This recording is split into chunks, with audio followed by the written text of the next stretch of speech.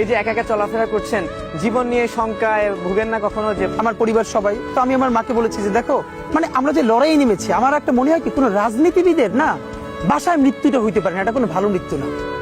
যিনি রাজনীতি করেন, যিনি লড়াই করেন, যিনি বিপ্লবী, যিনি সংগ্রামী, তার মৃত্যুটা হবে একটা সংগ্রামের মধ্য দিয়ে, একটা রাজপথে, একটা গ্লোরির মৃত্যু।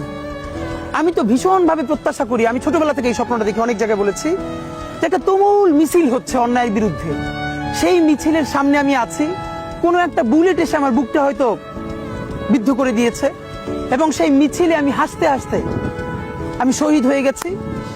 এবং সবাই যখন মৃত্যুটাকে ভীষণ ভয় পায়, আমি তখন হাসতে হাসতে আল্লাহর কাছে ভীষণ সন্তুষ্টি নিয়ে পৌঁছতে চাই যে আমি একটা ন্যূনতম ওই জীবনটা লিড করতে পারলাম, যে আমি একটা ইনসাফের হাসি নিয়ে আমি আমার আল্লাহর কাছে পৌঁছতে চাই। সুতরাং আগামী 50 বছর বাঁচলাম, কোনো ইম্প্যাক্ট তৈরি হলো না আমারে দিয়ে, দেশের জন্য, রাষ্ট্রের জন্য, উম্মার জন্য, জাতির জন্য।